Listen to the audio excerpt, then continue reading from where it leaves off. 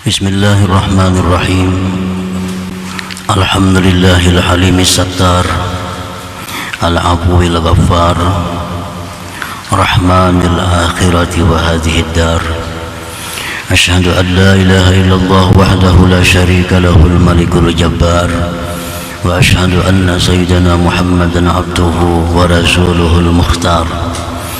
Allahumma salli wa sallim ala sayyidina Muhammadin imamil muqarrabin wal abrar wa ala alihi wa sahbihi wa dhurriyyatihi al-adhar wa man tabi'ahum bi ihsanin ila yaumin tataqallabu fihi al-qulub wal absar. Amma ba'd. Yang kita hormati dan kita cintai para habaib,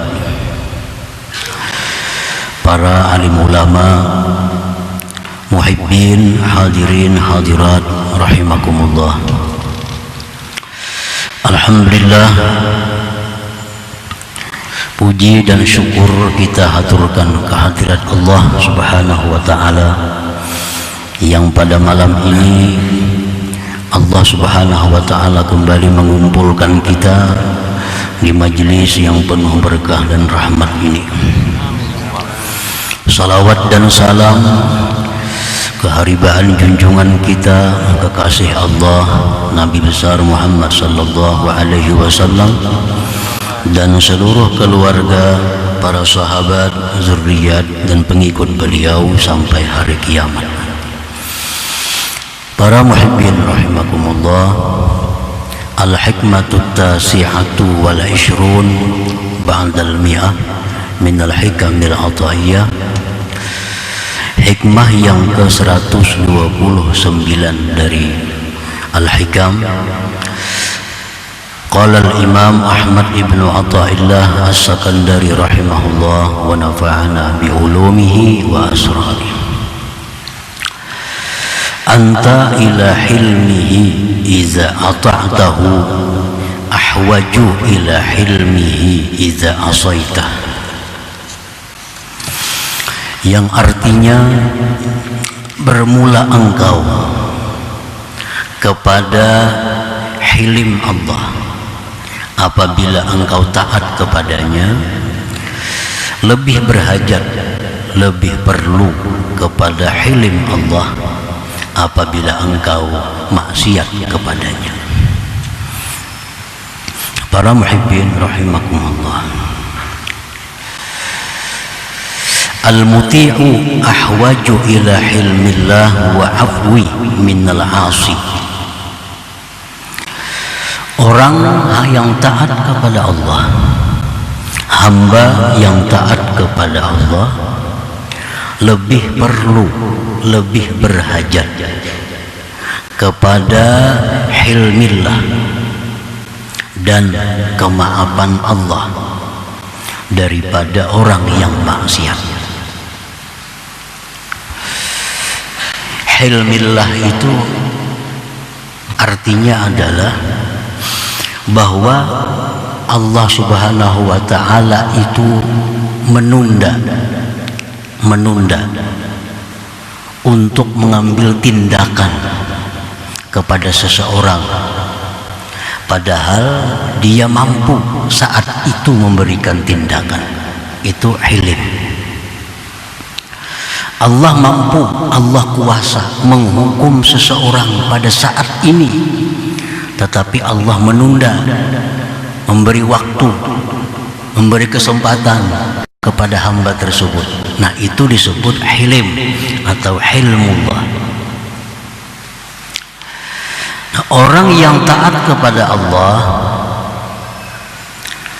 lebih perlu kepada hilmillah itu, lebih perlu kepada maafnya Allah dibanding orang yang maksiat kepada Allah. Memang orang yang maksiat kepada Allah itu perlu kepada hilmillah, perlu kepada maafnya Allah, tetapi orang yang taat lebih perlu lagi, lebih perlu lagi orang yang taat. Makin taat seseorang kepada Allah, makin perlu hilmillah dan kemaafannya.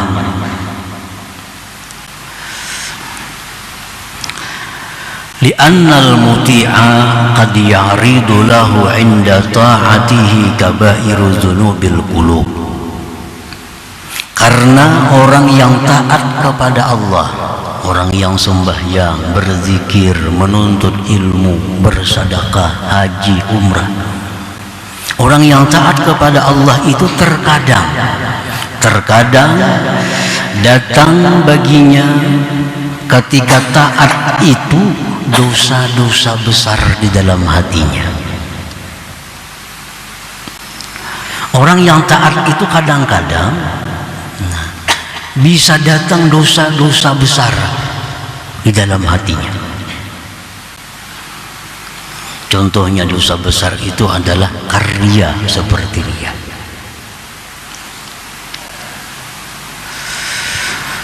Nah, para muhibbin rahimakumullah, riya ini dosa besar.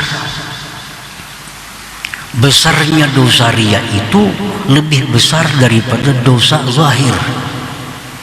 Seperti berzina, dibanding riya, besar riya dosanya.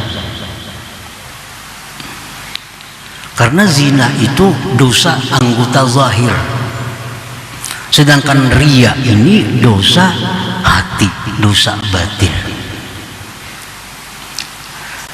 Nah, orang yang taat kepada Allah itu bisa datang riya kepadanya. Karena riya ini bisa muncul sebelum kita taat, bisa muncul di waktu kita taat, bisa muncul sesudah kita taat.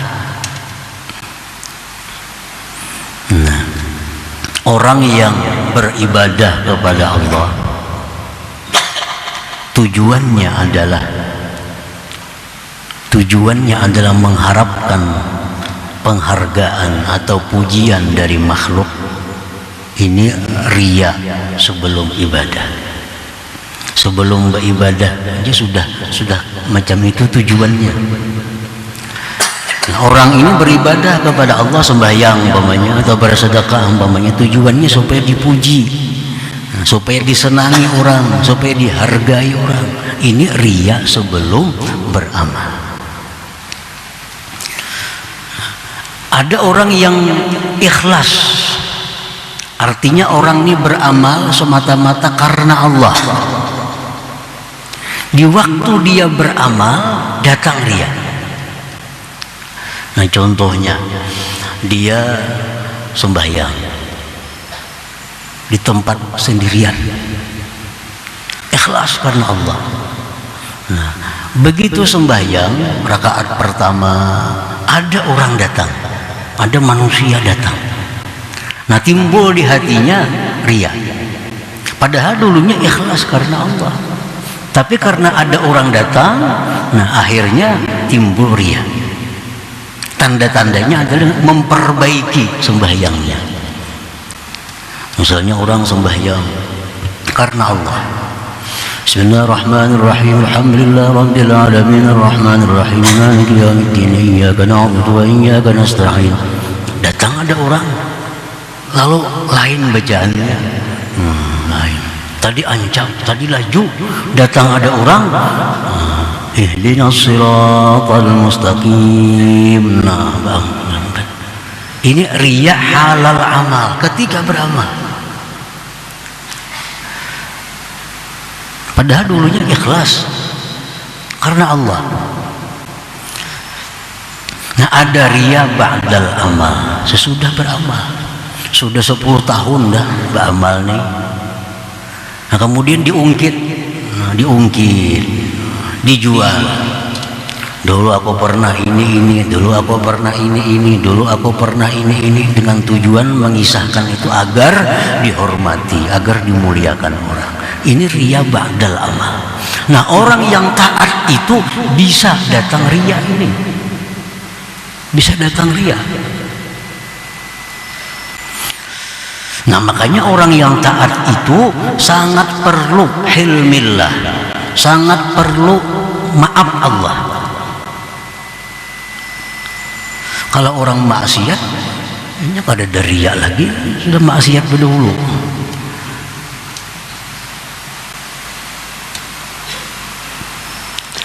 Nah, Jadi jangan dipandang bahwa orang yang ahli ibadah itu lebih baik daripada peminum arak, belum tentu. Orang ahli ibadah itu lebih baik daripada orang penzina, belum tentu. Kalau orang ahli ibadah ini riya, dosa riya itu lebih besar daripada zina. Karena zina itu amal zahir, sedangkan riya ini amalul qalbi. Setiap dosa yang dari hati lebih besar daripada dosa dari anggota zahir. Nah, para muhibbin rahimakumullah, belum lagi wal i'jab, datang ujub kepada orang yang beribadah itu. Wal kibri, datang kesombongannya. Wastihqaril ghair, datang lagi meribihkan orang lain, menghinakan orang lain karena dia merasa ahli ibadah, ahli taat. Nah, fa yukhafu alaihi an tanqaliba ta'atuhu ma'siyatan, dikhawatirkan atasnya berbalik taat itu menjadi maksiat. Sebuah taat karena dimasuki oleh hal-hal tadi berbalik menjadi maksiat. Wala yash'uru bidzalik, dia tidak tahu yang demikian. Nah, dia tidak menyangka demikian. Bal ya'uddu nafsah minas salihin, bahkan dia menganggap dirinya itu orang saleh. Karena tiap hari 5-6 juz baca Quran, tahajud, sembahyang duha, sunatnya ratusan rakaat tiap hari. Nah, dia menyangka dirinya orang saleh tanpa menyadari bahwa banyak penyakit-penyakit hati yang mencampuri ibadahnya itu. Nah, para muhibbin rahimakumullah, walaula ilmuhu wa afuhu lamakkatahu Allah wa ab'adah an hadratih fasara minal muba'adin wal mamkutin. Jikalau orang tersebut tidak ada hilm Allah, tidak ada maaf Allah, Allah benci kepadanya, Allah jauhkan dari hadratnya, jadilah dia orang yang terusir dan yang dimurkahi oleh Allah subhanahu wa ta'ala. Nah, para muhibbin rahimakumullah, jadi semakin banyak taat yang kita lakukan, kita makin banyak perlu kepada hilmillah, makin banyak perlu kepada maafnya Allah subhanahu wa ta'ala. Wa kana sallallahu alaihi wasallam idza shalla istaghfara salasan ta'liman lil ummah bi syuhudi taqsir biha. Rasulullah sallallahu alaihi wasallam apabila beliau selesai sembahyang, beliau istighfar 3 kali. Assalamualaikum warahmatullah, assalamualaikum warahmatullah. Nabi kita membaca astagfirullah, astagfirullah, astagfirullah. Mengajarkan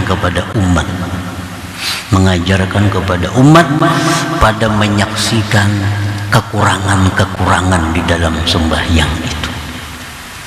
Nah, jadi sehabis taat, karena sembahyang itu penghulunya taat, sehabis taat Nabi istighfar. Karena kalau ada dalam sembahyang ini kekurangan-kekurangan yang membuat Allah tidak suka dengan kita.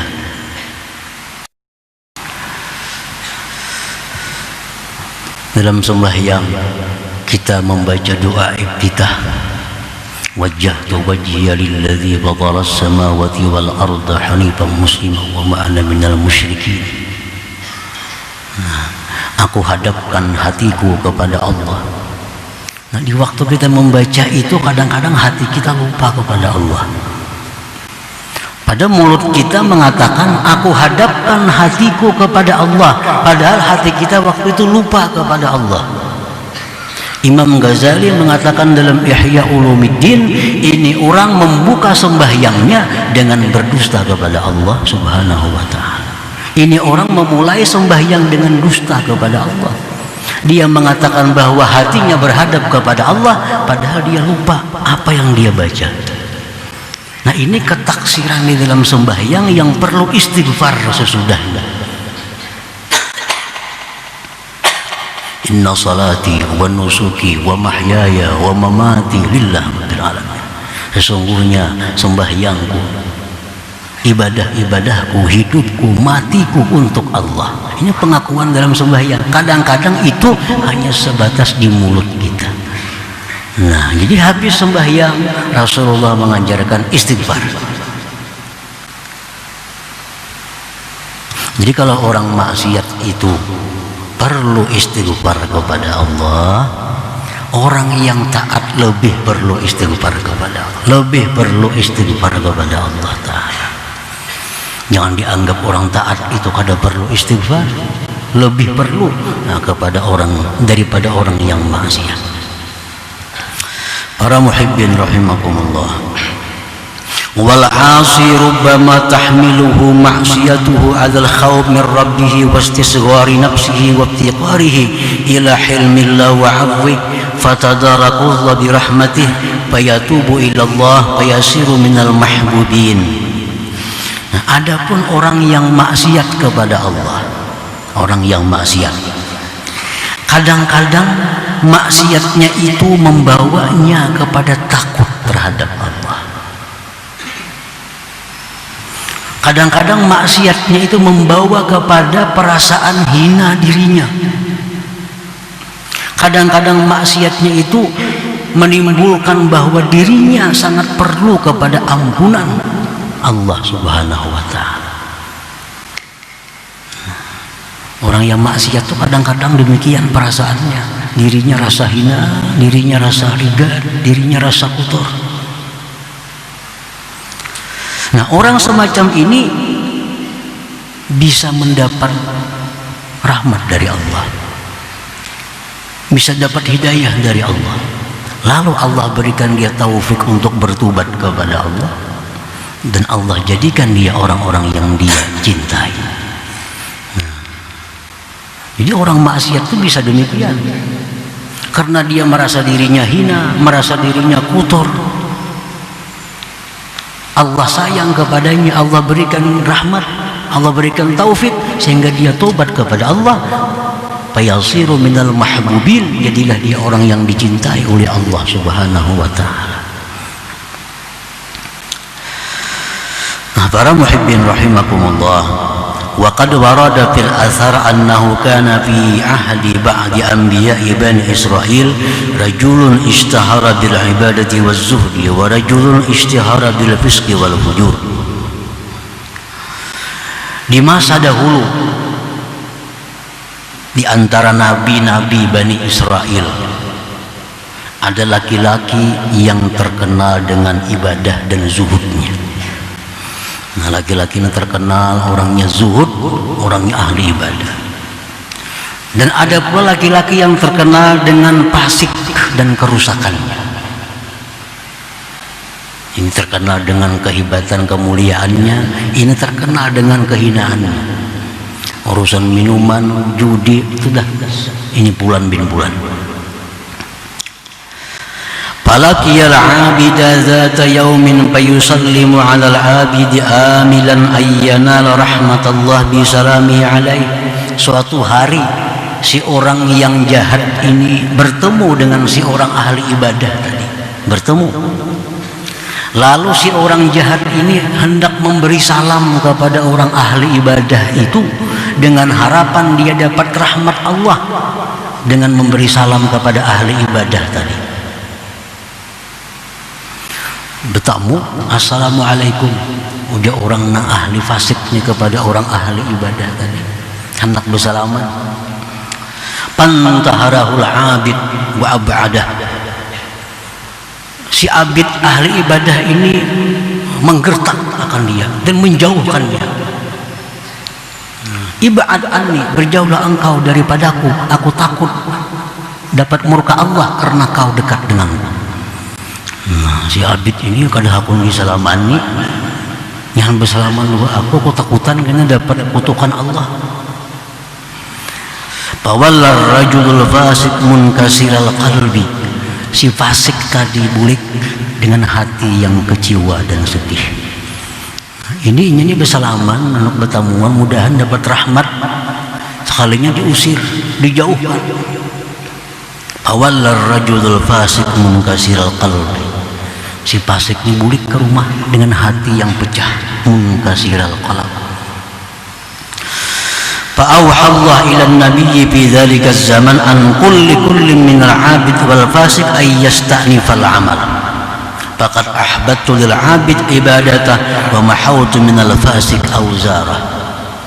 Allah berwahyu kepada Nabi waktu itu, wahai Nabi, katakan kepada orang ahli ibadah itu, katakan kepada orang yang ahli fasik itu, perintahkan mereka mulai sekarang memulai beramal. Aku telah menggugurkan seluruh ibadah orang yang ahli ibadah tadi, dan aku menghapuskan dosa orang yang ahli fasik tadi. Nah, para muhibbin rahimakumullah, jadi orang ahli ibadah ini sangat perlu ampunan Allah, sangat perlu ilmullah. Ini contoh orang ahli ibadah yang ada kesombongan di dalam hatinya.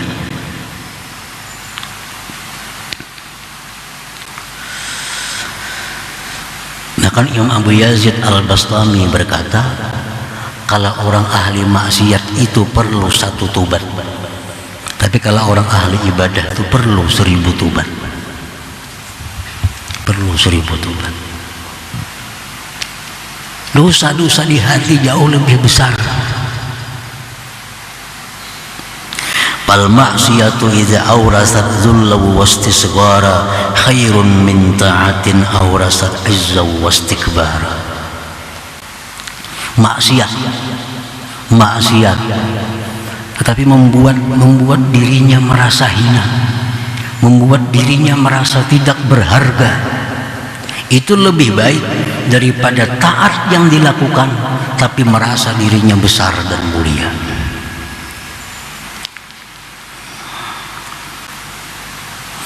Nah, para muhibbin rahimakumullah, jadi itulah alasan kenapa orang yang taat kepada Allah tadi lebih memerlukan kepada maafnya Allah, lebih memerlukan kepada hilimnya Allah dibanding orang yang ahli maksiat itu. Fa khairul ibad abdun ata Allah Ta'ala wa la yara fi dzalika li nafsihi hawla wa la quwwah bal yara ta'ata min Allah wa billah wa lillah. Sebaik-baik hamba itu adalah seorang hamba yang taat kepada Allah, dan dia tidak melihat yang demikian itu taat bagi dirinya, daya dan upayanya, tetapi dia melihat taat yang dilakukannya itu adalah hidayah dan taufik dari Allah, dan daya upayanya Allah, dan karena Allah subhanahu wa ta'ala. Ini paling baik hamba. Kalau kita beribadah kepada Allah dengan 3 landasan itu, ibadah kita selamat dari riya, dari sombong, dari ujub, macam-macam. Kita beribadah menyadari bahwa ini ibadah yang kita lakukan adalah taufik dan hidayah Allah. Yang kedua, kita bisa melakukan ibadah ini karena daya upaya yang diberikan Allah. Yang ketiga, ibadah ini adalah karena menjunjung perintah Allah. Nah, kalau kita mampu beribadah dengan demikian landasan, kita adalah sebaik-baik hamba Allah subhanahu wa ta'ala. Kayak apa hendak ria, kayak apa hendak sombong, kalau kita ini beribadah ini bisanya dari Allah dan dengan daya upaya Allah, dan untuk mendekatkan diri kepada Allah. Bila 3 itu, kita selamat. Nah, karena yang 3 itu kadang-kadang tidak kita pakai, yang 3 itu tidak kita gunakan, maka ibadah kita jadi ikhtilat, bercampur dengan macam-macam. Oleh karena itu, kita sangat perlu hilimnya Allah dan maafnya Allah subhanahu wa ta'ala. Wa syarrul ibad abdun asallaha ta'ala wa asarra fi ma'siyatihi wa gtarra bihilmihi wa tamanna 'ala Allahil amani. Paling jahat hamba Allah itu adalah hamba Allah yang maksiat kepada Allah dan terus menerus maksiat, dan dia terperdaya dengan hilimnya Allah. Allah kada menindak, Allah tidak menghukumnya, Allah tidak memberi teguran kepadanya. Nah, dia tertipu dengan ini. Dikiranya Allah itu sayang, dikiranya Allah itu cinta kepadanya, karena selama ini tidak pernah sakit, tidak pernah rugi, tidak pernah kena musibah. Ini igtarra bihilmi, terperdaya dengan hilmnya Allah. Wa tamanna 'ala Allahil amani, dan dia berangan-angan atas Allah macam-macam angan-angan. Dia berbuat maksiat, terus-menerus maksiat, berangan-angan dapat ampunan Allah, berangan-angan masuk surga dengan syafaatnya Rasulullah, macam-macam angan-angan, tapi perbuatan maksiat terus-menerus dilakukannya. Inilah syarru ibadillah, paling jahat hamba Allah Subhanahu wa ta'ala. Nah, para muhibbin rahimakumullah, kita boleh berharap ampunan Allah, boleh berharap maghfirah dari Allah, tapi kita mesti merubah akhlak kita. Allah itu Ghaffar, pengampun, tapi liman taba, bagi orang yang tubat, wa amana, beriman, wa amila salihah, beramal salih. Kalau kita tubat, kita beriman, beramal salih, nah disitulah mengharap ampunan Allah Subhanahu wa ta'ala. Kalau maksiat masih dilakukan, mengharap ampunan Allah, itu ngarannya al-amani, angan-angan. Ini contoh orang yang terperdaya dengan Allah Subhanahu wa ta'ala. Nah, para muhibbin rahimakumullah, selanjutnya hikmah yang ke-130. Ya Allah biha, ya Allah biha, ya Allah bihusnil khatimah. Ya Allah biha, ya Allah biha, Allah bihusnil khatimah. Ya Allah biha, Allah biha, ya Allah bihusnil khatimah. Faya rajul minhu syafa'atan, sallu alaihi wa sallimu taslima. Allahumma salli wa sallim.